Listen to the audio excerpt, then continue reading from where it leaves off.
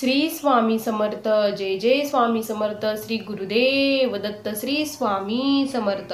श्री स्वामी समर्थ। आज एक सुंदर असा व्हिडिओ घेऊन तुमच्यासाठी आलेली आहे। तर ज्या घरामध्ये नाथांची सेवा केली जाते त्या घरामध्ये कशाची कमी नसते, त्या घराला कुठलाही दोष लागत नाही। आणि कोणी जर आपलं वाईट चित्तत असेल, कोणी आपल्याला वाईट करत असेल, आपले शेजारचे त्रास देत असतील, कोणी करणी करत असेल, काही असेल, तर ह्या नाथांच्या सेवेने आपल्यावरती याचा काहीही परिणाम होणार नाही। याला काय करायचं आहे, तर ज्या नवनाथ ग्रंथामध्ये सांगितलेलं आहे तेच मी तुम्हाला सांगणार आहे। नवनाथ ग्रंथामध्ये श्री मच्छिंद्र गोरक्षनाथांनी सांगितलं आहे, जो धर्मनाथ बीजीच्या दिवशी ही सेवा करेल, हे काम करेल, त्याच्या घरामध्ये सुख, शांती, आरोग्य, त्याचबरोबर धन हे कायम राहणार आहे। आमचा आशीर्वाद त्यांच्यावरती कायम राहणार आहे। तर ही धर्मनाथ बीज माघ शुद्ध द्वितीयेला साजरी केली जाते। का बरं केली जाते, तर या दिवशी श्री गोरक्षनाथ महाराजांनी धर्मनाथांना दीक्षा दिली होती, नाथ संप्रदायाची दीक्षा दिली होती। आणि हा खूप मोठा उत्सव झाला होता। या दिवशी खूप मोठे यज्ञ केले गेले होते, सर्व देवगणांना आमंत्रित केले गेले होते, भोजनासाठी खूप मोठा प्रसाद तयार केला होता। आणि हा खूप आनंदाचा दिवस मानला गेला।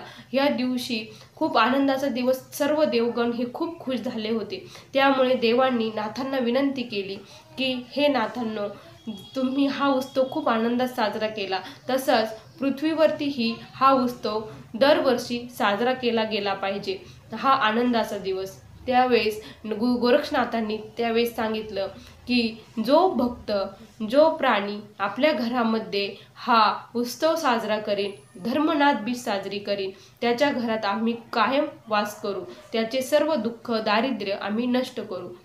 तर या दिवशी आपल्याला काय करायचं आहे की आपल्या यथाशक्तीनुसार, आपल्या यथाभक्तीनुसार, जशी आपली परिस्थिती आहे त्यानुसार आपल्याला अन्नदान हे करायचं आहे। आपल्या घरामध्ये नाथांची आरती, पूजा, त्यांची ओम श्री चैतन्य गोरक्षाय नमः, ओम गोरक्ष जालिंदर चरपटाक्ष अडभंग काणिप मचिंद्राद्य चौरंगी रेवणा भद्री संज्ञा भूम्या भू नवनाथ सिद्ध्या, ह्या मंत्राचा जप करायचा आहे, आरती करायची आहे, महाराजांची आरती करायची आहे। आणि आपल्याला जशी इच्छा असेल तसं अन्नदान आपल्या घरी करायचं आहे।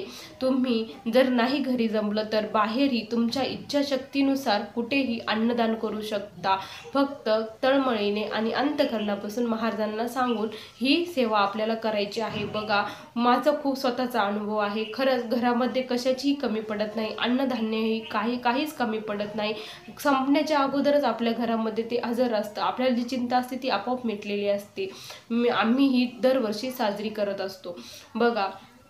आणि त्याचबरोबर जर कुणाला जर काहीच जमलं नाही तर त्यांनी एक कुत्रा आणि गाय, 4 कुत्रे आणि 1 गाईला तरी आवर्जून एक पोळी खाऊ घालावी। जर काहीच जमलं नाही तर प्लीज एवढं तरी करा म्हणजे करा। खूप छान आणि प्रभावी सेवा आहे नाथांनी सांगितलेली। तुम्हाला जर अशी माहिती आणि व्हिडिओ जर पाहिजे असेल तर प्लीज माझ्या चॅनलला सबस्क्राईब करा, शेअर करा आणि पुन्हा भेटूया अशा सुंदर एका व्हिडिओपर्यंत। तोपर्यंत सर्वांना श्री स्वामी समर्थ। जय जय स्वामी समर्थ। श्री गुरुदेव दत्त।